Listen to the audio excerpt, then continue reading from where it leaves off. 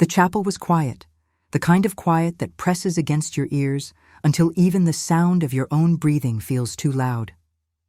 I sat in the wooden pew with my hands folded as I had done countless times before, but this evening my prayer was different. It was not a whisper for forgiveness, nor a request for strength in daily duties. Tonight, it was a confession long kept inside me, a secret that has lived like a shadow across every step I have taken since childhood. For many years, I told myself silence was safer, that if I buried the truth deep enough, perhaps it would vanish. Yet silence does not erase. It grows heavy, it grows loud, and it carves its own scars inside the soul. I am an old woman now, wrapped in a habit that signals devotion, service, and peace. People who see me walking the halls of the convent, with my rosary beads in hand and a soft smile on my lips, assume that I was always this way, calm, steady, safe within faith. But the truth is far different. I did not arrive at these walls untouched. I did not surrender my life to God because the world outside was gentle. No. I came because the world outside had broken me in ways no child should ever know, and in the wreckage, faith became my lifeline. For decades, I have worn the face of patience and the voice of encouragement. I have guided children in prayer, comforted families in grief, and told countless souls that healing is possible through the mercy of God. But I have rarely allowed myself to speak of the nightmarish path that brought me here. The truth is hard to form into words. It is not a wound that shows on the skin. It is not a memory that fades with time. It is a chain that rattles, even in sleep, a fire that burns quietly in the corner of my mind. I am not telling this story for pity. I am not telling it for shock. I tell it because there may be someone listening who has carried their own secret and wondered if they could survive it. To them I say you can. Scars do not mean the end. They mean survival. My story began, like most, in an ordinary family. I was the youngest daughter in a small American town, where neighbors knew each other's names, and Sunday service was the rhythm that ordered our lives. To the outside world, we looked steady, my father a stern provider, my mother a dutiful homemaker, and we children caught in the middle of it all. But beneath the neat curtains and painted fences, something darker stirred. My brother was older, stronger, and from the earliest years I can remember, he carried a presence that made me uneasy. At first, it was small things, a too long stare across the dinner table, an arm draped around my shoulder that lingered longer than it should. I told myself it was nothing, that brothers behaved this way. I tried to push the unease aside, yet unease has a way of growing. It presses harder each time until you cannot ignore it. When my father traveled for work and my mother busied herself outside the home, the silence of the house felt like a trap. The walls, once safe, began to echo with footsteps I dreaded. I was still a girl, barely past the age when dolls lose their magic, when the world I knew collapsed. The betrayal came not from a stranger in the dark, but from blood, my own brother. The one who should have stood as my protector instead became my tormentor. That night, the innocence I had carried like a small candle was snuffed out. I remember the shock more than the pain. Shock that it was him. Shock that the face I had trusted turned cold and unfamiliar. He told me not to speak, that no one would believe me, and at that moment I believed him. The seed of silence was planted, and its roots would spread for years. When my father returned home, I longed to tell him. I longed to say, I am not safe. Help me. But fear sealed my lips. And when my strange behavior, my withdrawal from school, my refusal to eat, my nervous glances caught his eye, he did not see a wounded child. He saw what he thought was a defiant daughter. His hands, rough from labor, turned against me. Strikes meant to discipline me became punishments I could not escape. My brother had broken my body, and my father broke my spirit.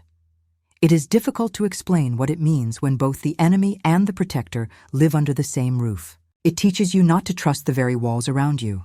It teaches you to live in constant fear, even in daylight. And it twists the way you see yourself. For a long time, I believed I was to blame, that perhaps I had caused it, that if my father beat me, then surely I must have deserved it. Those years shaped me more than any sermon or scripture. They taught me the language of silence, the weight of secrets, and the cost of survival. But here, in this chapel, as I whisper these truths after so many decades, I know silence no longer serves me. The story must be told, not because it is pleasant, but because it is real. Because every wound I endured led me somehow to this place of testimony. I am Sister Diana Whitaker, and this is the story I have never dared to tell. I often return in memory to those early years, not because they were perfect, but because they remind me of who I once was before shadows fell across my life. Childhood for me was a collection of ordinary moments stitched together by routines, small joys, and the quiet rhythm of a God-fearing home. From the outside, it would have seemed a picture of stability. From the inside, it was more complicated, though I only recognized that much later. Our town was small, tucked between fields that turned golden in summer and roads that wound lazily past modest houses. On Sundays, the church bells echoed across every street, summoning neighbors who dressed in their finest clothes, eager to sit beneath the wooden rafters of our parish. Faith was not simply an addition to our lives, it was the spine that held the body upright. My parents believed that discipline, prayer, and order were the ingredients of survival, and they made certain that we children lived beneath that belief as firmly as stone. My father was a man carved from labor. His hands were calloused, his back bent, his jaw always set. He was not unkind in public, but in the privacy of our home, his authority was absolute. His word ended every discussion. My mother, in contrast, was softer in voice, though stern in her own way. She managed our household with a diligence that left little room for questioning. The meals were prepared with precision, the laundry folded in exact stacks, and the children expected to follow suit. I was the youngest, and as the only daughter, my presence in the home was both a source of affection and of suspicion. My mother kept me close to her side, teaching me to mend, to cook, to sweep every corner of our modest rooms. She often told me that a girl's worth was measured in how well she served her family. At the time, I accepted her words without hesitation. A child rarely challenges the wisdom of her elders. My brother, however, was a different presence entirely. He was older by several years, strong in body, with a voice that carried even when he tried to whisper. To neighbors, he was admired, bright in his schoolwork, quick with his charm, helpful when chores needed doing outside. But within the walls of our home, he carried a different weight, one that often pressed against me in ways I could not yet name. When I was small, I thought his attention was simply the natural bond of siblings. He teased me, tugged at my braids, insisted I follow him on small adventures across the yard. Sometimes I found it endearing, other times suffocating. I would catch him watching me when no one else was around, his gaze lingering as though I had done something peculiar. I brushed it off, convinced that brothers were simply curious in ways sisters would never understand. There were nights when I would kneel by my bed, the cross above my pillow casting a faint shadow, and whisper prayers that God might make me a better daughter, a kinder sister, someone worthy of the family into which I had been born. I never doubted that love was required of me. I believed love was obedience, that faith was silence, and that sacrifice was the highest virtue. Such lessons were easy to plant in a young heart and difficult to uproot when that heart began to break. School was my sanctuary in those years. I loved the smell of chalk on the blackboard, the scrape of pencils across paper, the laughter that echoed down the hallways. I was not the brightest student, but I was diligent, eager to please my teachers. I recall the pride I felt when I carried home a paper marked with red letters of praise, showing it to my mother, hoping it might spark a smile. She would nod, offer a faint word of approval, and then return to her tasks. My father rarely noticed, his eyes fixed on matters he considered greater than childish achievements. Yet even in those days of innocence, something inside me stirred with unease. When my brother offered to walk me home from school, I felt a chill, though the sun still warmed the streets. When he placed a hand on my shoulder in passing, my breath caught, though nothing outwardly seemed wrong. I told myself I was being foolish, that my imagination was playing tricks. After all, who could I confide in? Who would believe that behind a smile and strong posture there lurked something I could not name? Looking back, I realized that these signs were not small. They were warnings, whispers of storms yet to come. Childhood had painted them in muted colors, but memory reveals them now in sharper contrast.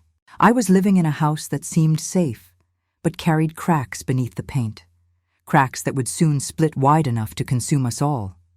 Still, I treasure some of those moments.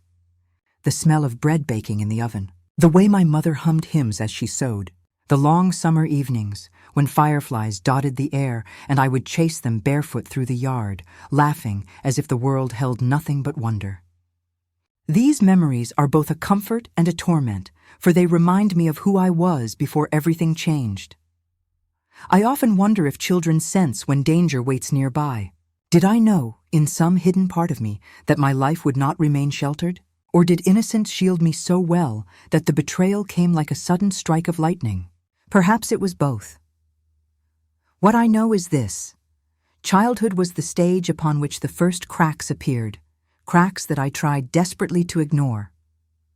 And though I did not yet have the words, I felt the tremors of something dark beneath the surface of our lives. The day would come when that darkness stepped fully into the light, and when it did, I would lose not only my innocence, but also my trust in the very walls that were meant to protect me. The memory of that day is etched into me with a sharpness that time has not dulled. I was still young enough to believe in childish wonders, yet old enough to feel the sting of shame when trust was broken. It was an afternoon when the world seemed ordinary, and that ordinariness is what makes the memory so cruel. Evil did not announce itself with thunder or fire. It arrived quietly, in the stillness of a familiar house, carried on the footsteps of someone I should have been able to trust. My father had left for work, and my mother was busy with errands that took her away from home. The walls of the house seemed to echo with silence, a silence that now feels like a warning I should have heeded. My brother was there, tall and confident, his voice carrying a weight that I could not oppose. He told me to follow him, his words cloaked in the tone of command, and I obeyed because I had been taught that obedience was virtue. At first, I thought nothing of it. He had often pulled me into chores or insisted I help with tasks. But this time his eyes were different, sharper, colder. They did not hold the teasing warmth of a brother. They carried something darker, something that made my stomach tighten. He closed the door behind us, and in that moment, I understood that I was trapped. I cannot bring myself to describe in detail what happened next, for the act itself is not what I wish to preserve in memory. What I carry instead is the feeling, the crushing sense of being small, powerless, and betrayed. It was as though the walls themselves turned against me, as though the air refused to carry my cries. He spoke words that burned into me more than anything else, that no one would believe me, that if I told, I would be blamed. His voice held such certainty that I believed him. When it was over, I sat frozen, my body trembling though I felt detached from it, as if I were floating above the room, watching a stranger endure what I had just endured. I wanted to run, but my legs refused to move. I wanted to scream, but my throat locked tight. Shame, though I had done nothing wrong, wrapped itself around me like a heavy cloak. I felt ruined, even though I was only a child. In the days that followed, silence became my shield. At school, I sat quietly, pretending to listen while my mind drifted into shadows. Teachers asked if I was ill, but I shook my head. Friends called my name in play, but I avoided their eyes. At home, I shrank into corners, hoping to disappear. My brother walked through the rooms with confidence, his charm intact, his mask unbroken. No one suspected. No one looked at him and saw what I had seen. Nights were the worst. I would curl beneath my blanket, clutching the small wooden cross that hung above my bed, whispering desperate prayers. I begged God to undo what had happened, to erase the memory, to make me whole again. I prayed that morning would arrive and reveal it all as a nightmare. But morning came and nothing had changed. The nightmare was real, and I was trapped inside it. My brother's threats echoed louder with each passing day. He told me again and again that my words would be twisted against me, that my father would rage, that my mother would weep in disappointment. I believed him, for my father's temper was quick, and my mother's trust in her sons was unshakable. Fear carved itself into me until I could not imagine speaking without consequence. I began to hide in my own home. I lingered in the kitchen when I knew he was in the yard. I volunteered to fetch water simply to escape his presence.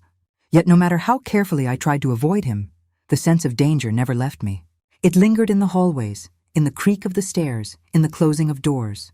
Every sound made me flinch. Every silence made me dread what might come next.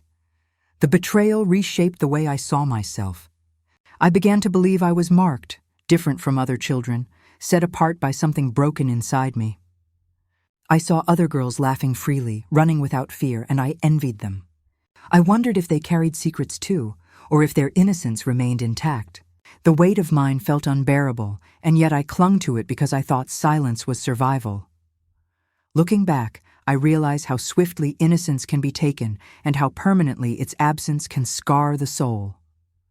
The world that once seemed safe and predictable now appeared hostile and uncertain. Home, which should have been my refuge, became a place of dread.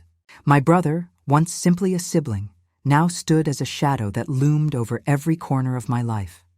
I did not yet know how deep the wound would go, nor how long it would take to heal. I only knew that a line had been crossed, a door opened that could never be shut again. Childhood, in the way I once understood it, had ended in that moment. What remained was a silence that stretched on endlessly, binding me tighter with every passing day. In later years, I would come to see that betrayal from within a family is a wound unlike any other. It teaches you that safety is an illusion, that trust can be shattered by those who should guard it most, and it plants seeds of doubt so deep that they take a lifetime to uproot. But at that tender age, I did not have the words for such truths. All I had was fear, silence, and the heavy certainty that I must never speak of what had happened. And so I carried the secret, a child holding a burden far too heavy, stumbling beneath its weight with no one to catch her. That was the first betrayal. It would not be the last. Silence became my constant companion after that first betrayal. It wrapped itself around me like a second skin, clinging to every breath I took.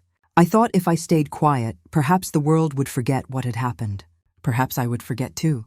But silence does not erase pain. It deepens it. It becomes a cage, and I was its prisoner.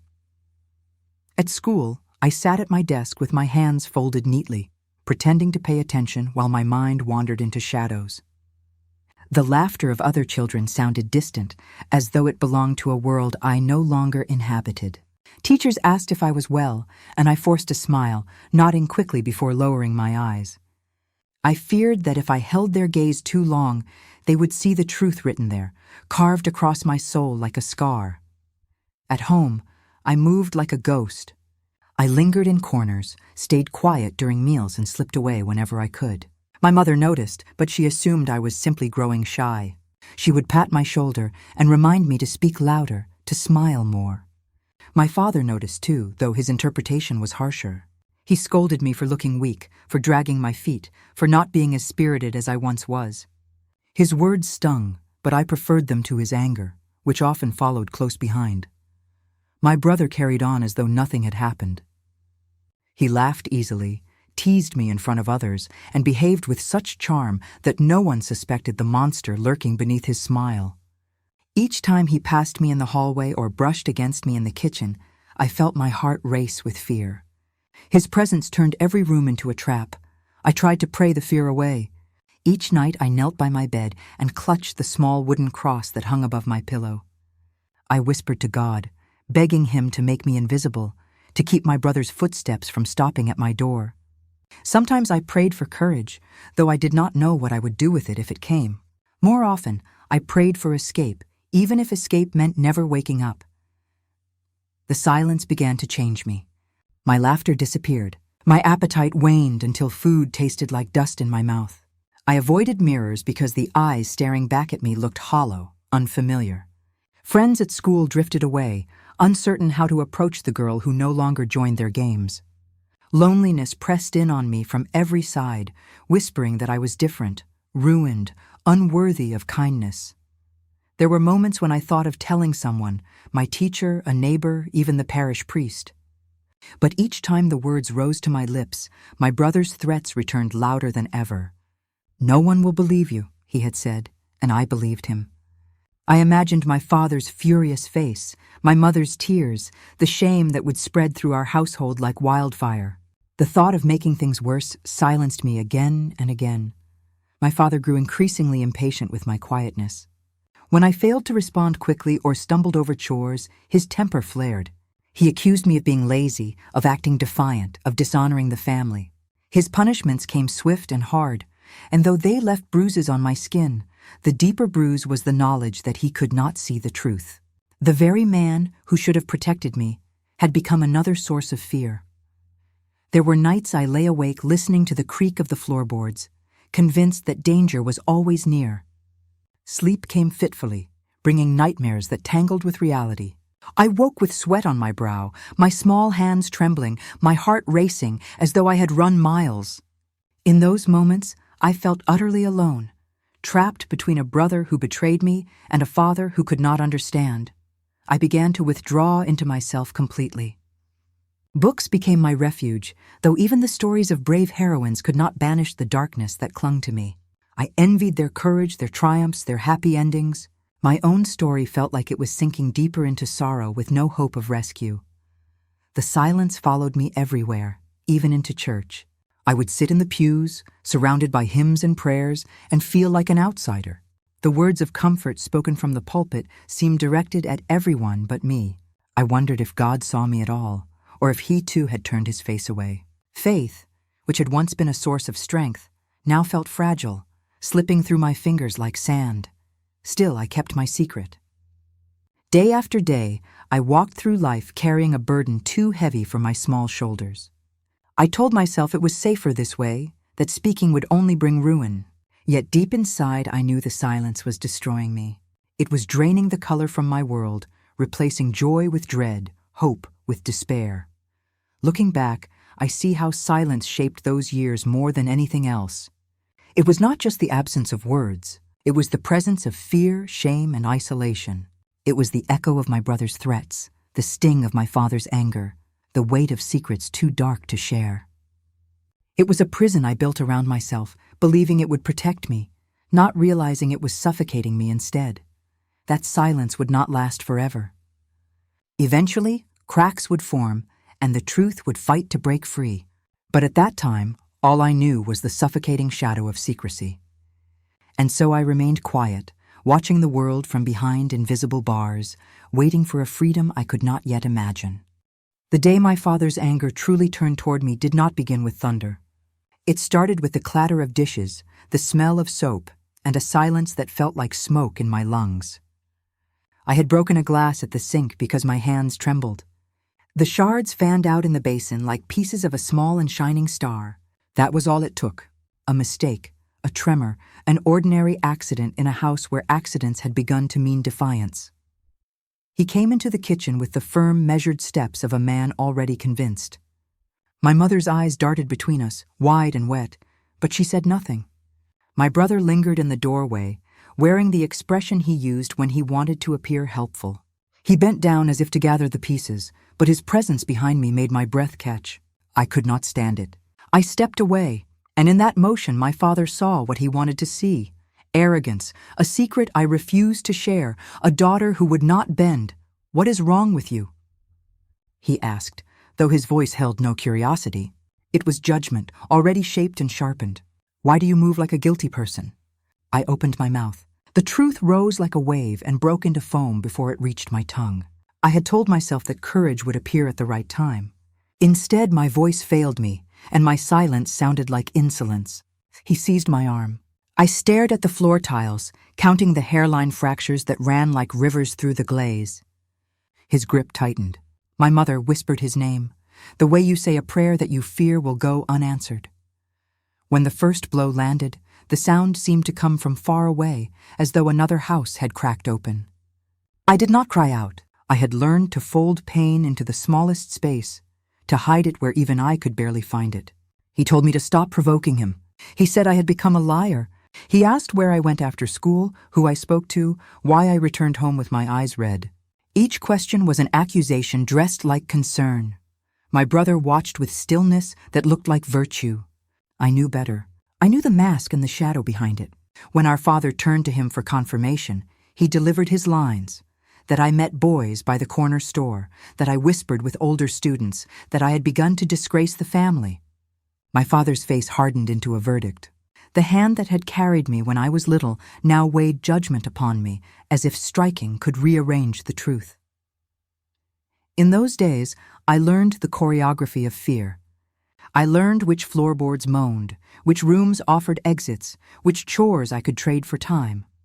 When I failed to anticipate his temper, the punishment arrived like weather, sudden, heavy, indisputable. I wore long sleeves even in summer, telling classmates I felt cold. I walked with care so my steps would not wake suspicion. I practiced the art of smallness, the mercy of becoming invisible. My mother tried to mediate with meals and folded laundry, with a gentleness that never found its way to words.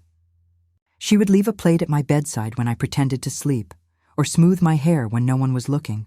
Yet when my father's anger rose, she drifted to the edges of the room, a witness holding her breath. I do not falter for being afraid. Fear had its own room in our house, its own chair at the table. I did not hate my father.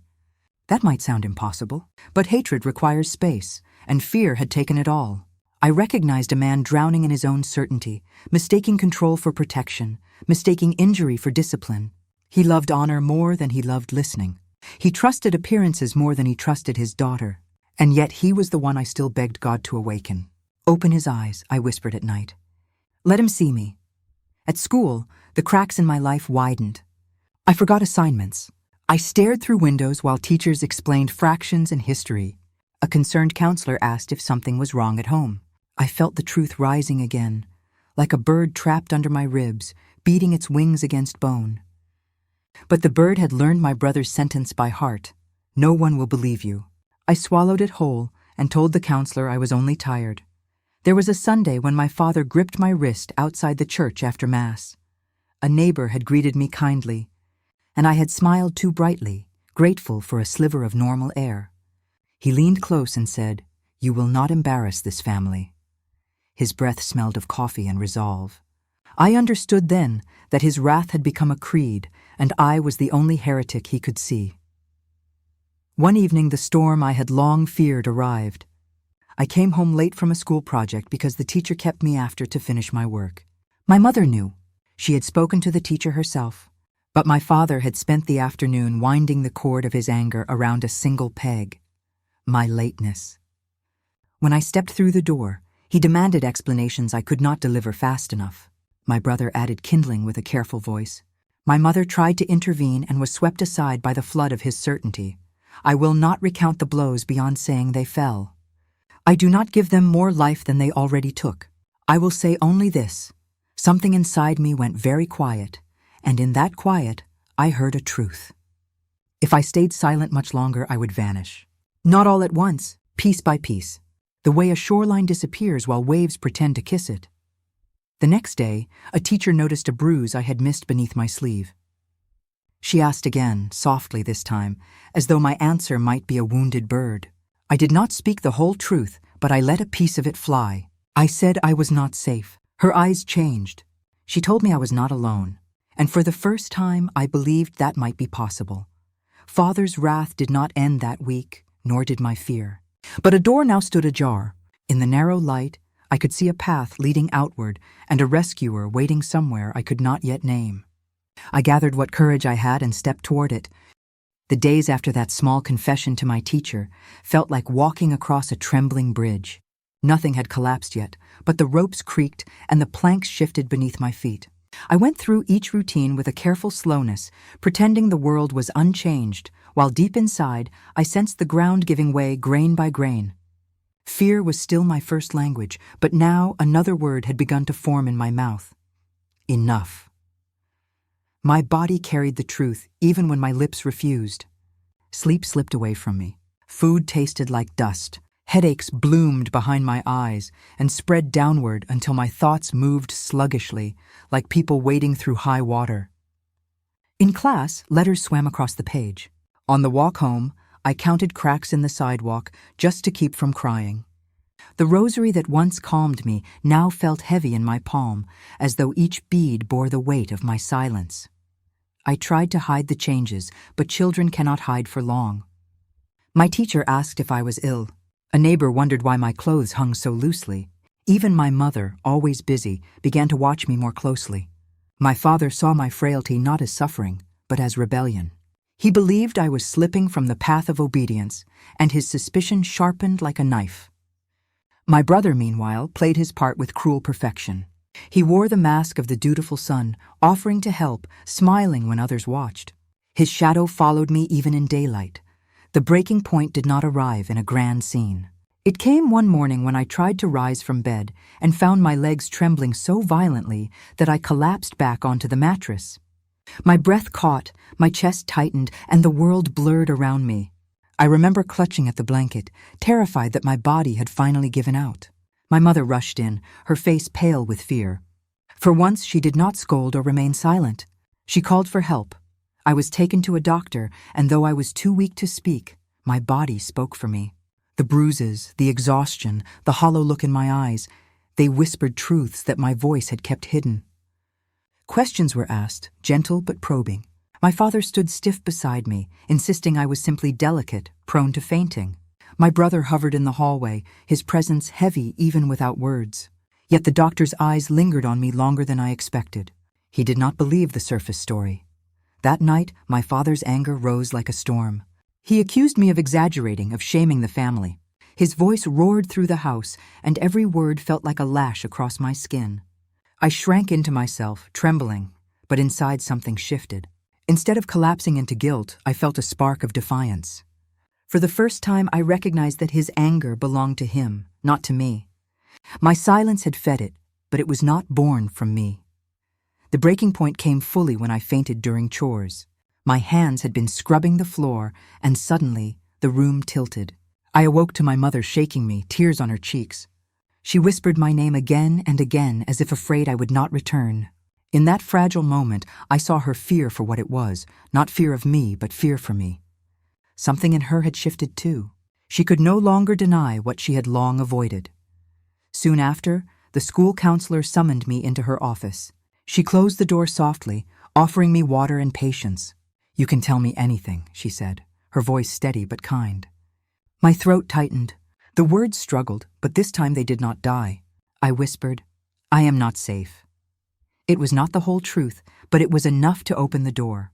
Her eyes filled with a fierce compassion I had not seen before. She promised I would not be left alone in this.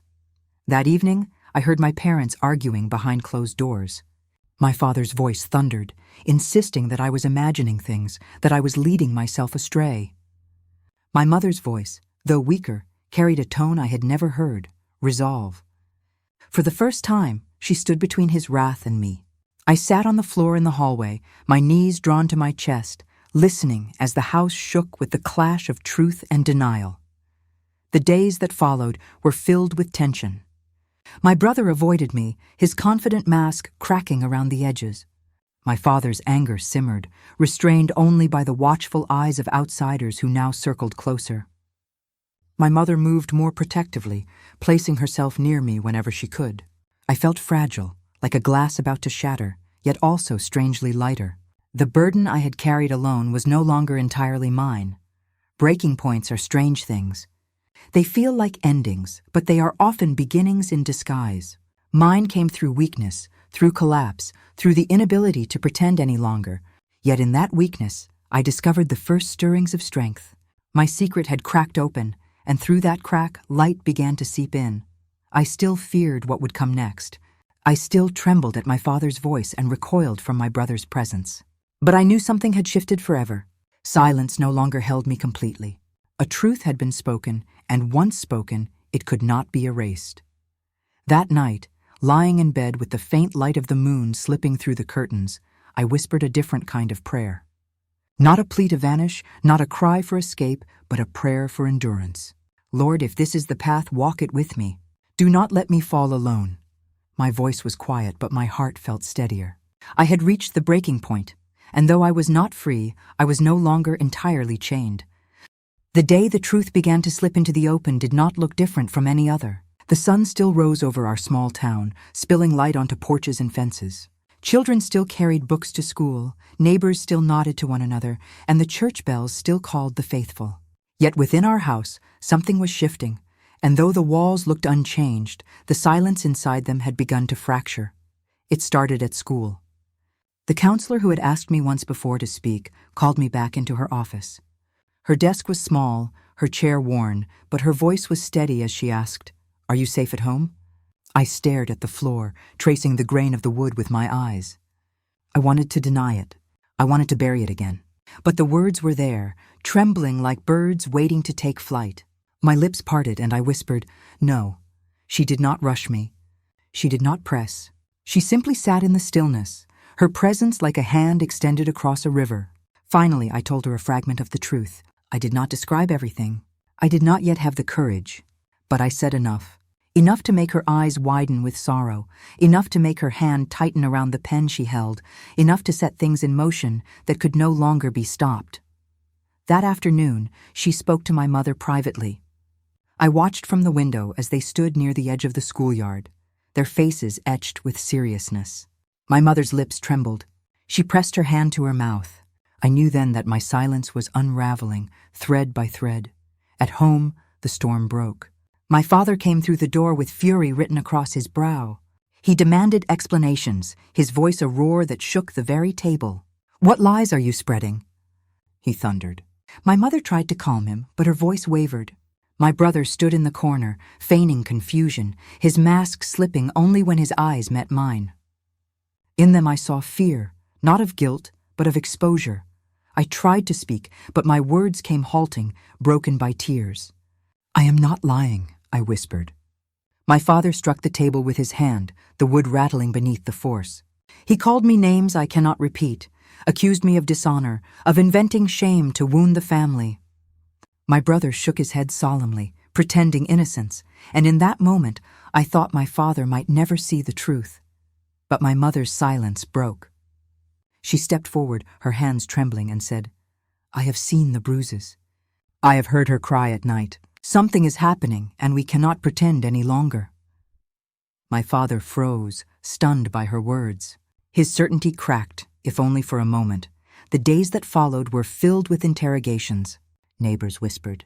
Relatives called. Some believed me, others did not. The weight of doubt pressed hard, but the truth had already been spoken, and it could not be taken back.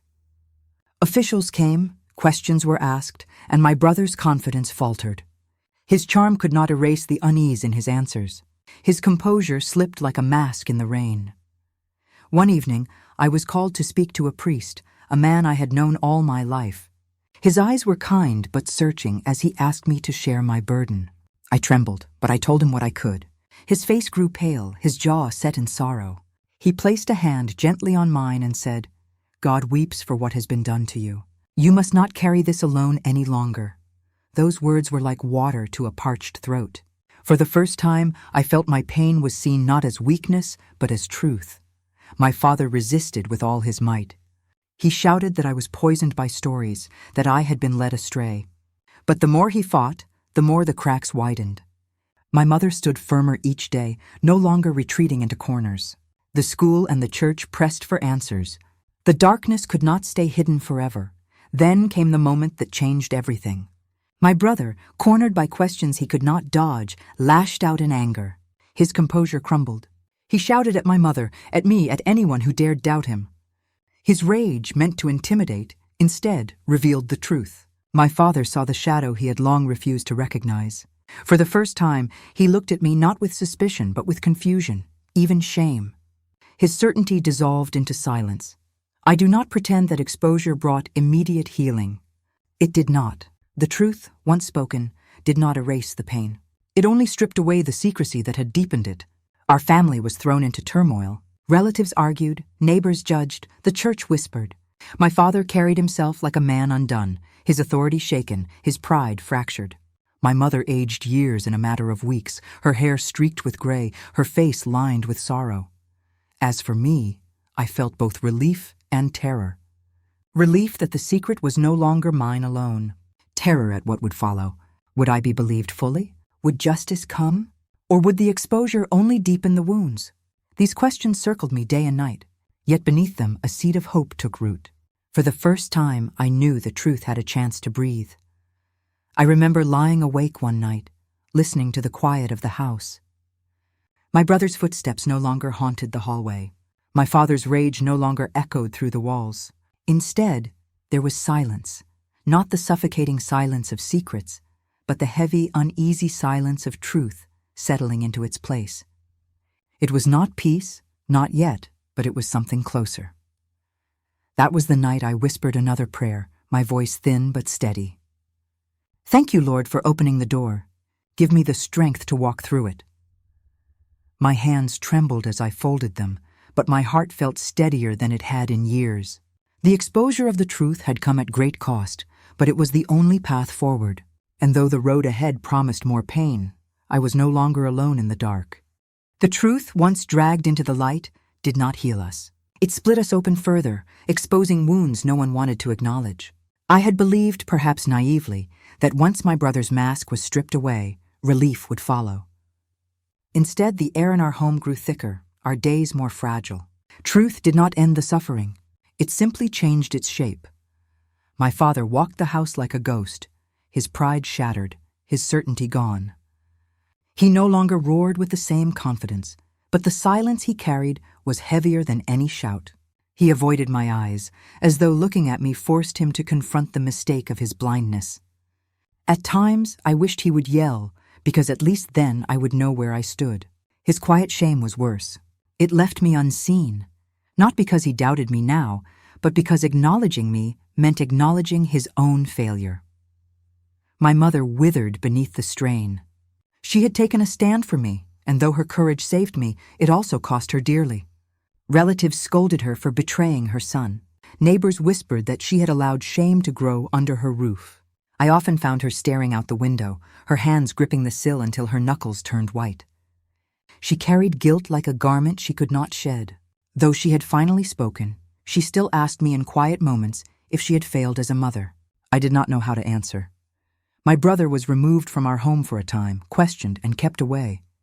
Yet even absent, his shadow lingered. The house seemed haunted by him. The creak of the stairs where he once stood, the chair at the table that remained empty but still carried weight. People in town argued over his guilt. Some called him troubled but misunderstood.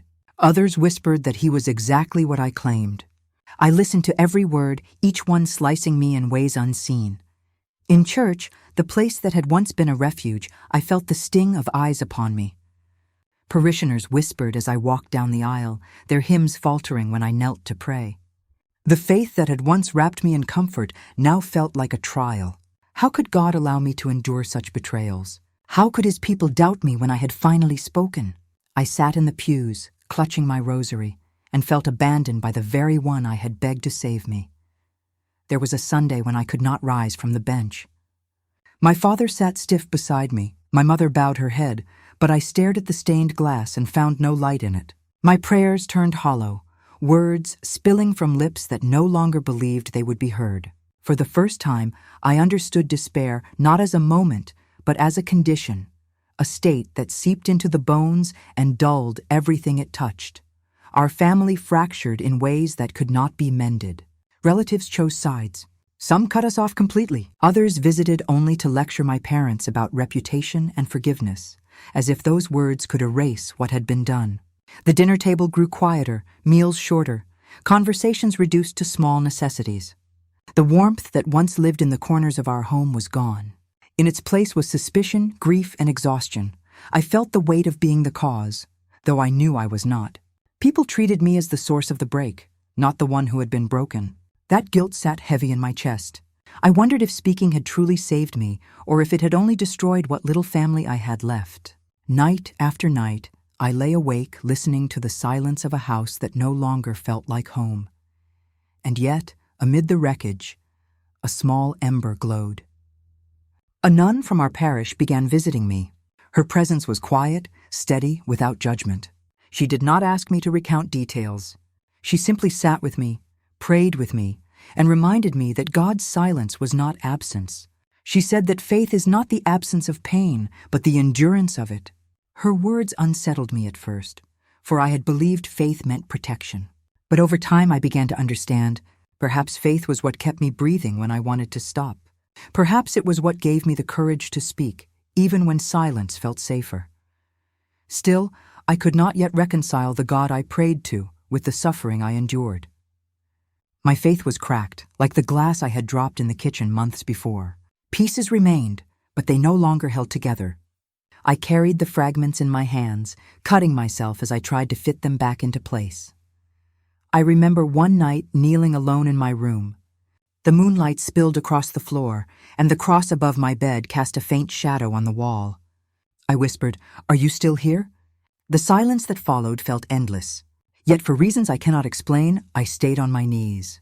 I stayed even when no answer came. That act itself was a thread of faith, fragile but unbroken. The days passed, and our family remained in pieces. My father never apologized, though his anger cooled into shame. My mother tried to hold us together, though her eyes betrayed her despair. My brother's absence was a wound that throbbed with memory, and I, though freed from secrecy, remained chained by sorrow. Shattered family. Shattered faith.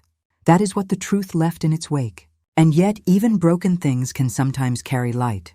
I did not know it then, but the embers smoldering in the ashes would one day ignite into a new strength. For now, though, I sat in the ruins, wondering if hope would ever return. Healing did not arrive like a sunrise. It came slowly, unevenly, more like the flicker of a candle that struggles to stay lit in a draft. After the truth broke open, and my family splintered, I thought perhaps the pain would lessen. Instead, it deepened, because speaking out was not the end of the journey. It was only the beginning of another long and difficult road. I withdrew from much of the world at first. The house that had once been filled with noise now felt hollow, its rooms echoing with loss.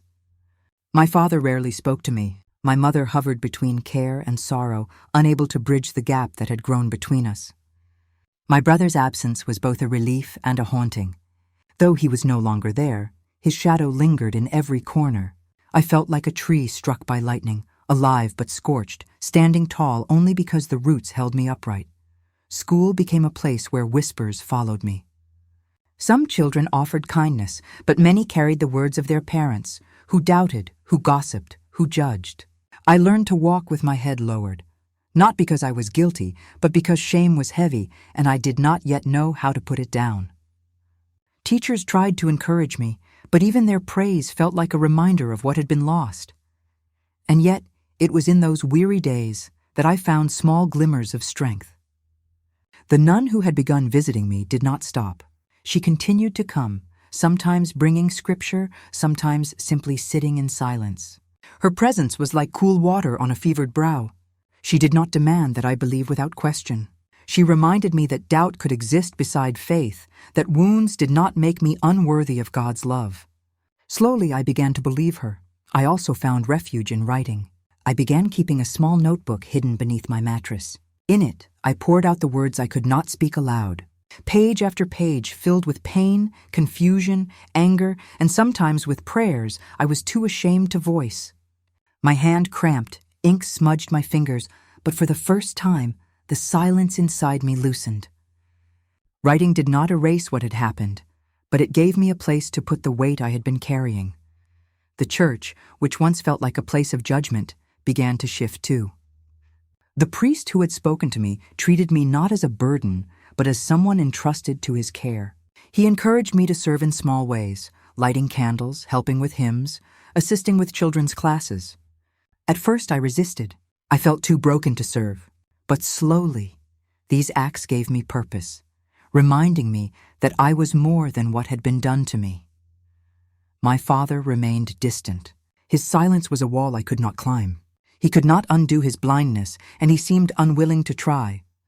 That absence hurt deeply, but I learned to seek fatherhood in God, to imagine the embrace of a love that did not wound. My mother, though burdened by guilt, began to show me tenderness in new ways. She sat with me in the evenings, sewing beside me, humming hymns, as if to rebuild something fragile between us. As months turned to years, the pieces of my life began to form a new pattern. I decided to pursue a path that surprised even me. I felt drawn to the convent. The idea of giving my life fully to God was not born from escape, though part of me longed to leave behind the ruins of my family. It was born from a desire to turn my suffering into something that could help others. If my wounds could remind someone else that they were not alone, then perhaps they had meaning. The decision was not easy. Friends questioned me. Some relatives scoffed. My father dismissed it as another disgrace. Yet the pull remained. The convent offered not perfection, but a place where silence was no longer suffocating but sacred, where service replaced shame, where broken hearts could still beat with purpose. When I entered, I felt both fear and peace. The walls of the convent were plain, the routines strict, but within them I discovered a freedom I had never known. My days became filled with prayer, study, and work. Yet beneath it all was the slow work of healing. The wounds did not vanish. They scarred, and sometimes they burned with memory. But surrounded by sisters who carried their own scars, I realized I was not alone in my brokenness. Healing was not a single moment. It was every small step forward. The first time I laughed without guilt. The first time I slept through the night without fear. The first time I told my story, not with trembling but with strength. Each moment was a stitch in a tapestry I had thought too torn to repair. Even now, I cannot say that the road was smooth. There were setbacks, nights when the past returned like a storm, mornings when I doubted I could rise again. But with each fall came the chance to stand once more, steadier than before. In time, I began to guide others, young women who came to the convent with their own burdens, children who sought comfort in prayer, families broken by secrets like mine. When I looked into their eyes, I saw reflections of my younger self, and when I spoke words of hope to them, I realized I was speaking them to myself as well. The long road to healing was not about forgetting. It was about learning that wounds do not define the entirety of a life. They mark it, yes, but they can also teach resilience, compassion, and strength. My story did not end in despair because I chose to keep walking, even when every step felt heavy. Now, when I stand in the chapel and lift my voice in prayer, I know the sound is not only mine. It is the voice of every moment I thought I could not survive, every tear that fell unheard, every whisper I once thought vanished. They have become part of me, woven into the woman I am. The road was long, but it led me here. And though I still carry the scars, I walk with my head lifted, knowing that survival itself is a form of victory. Years have passed since the darkness of my childhood, yet its echoes remain.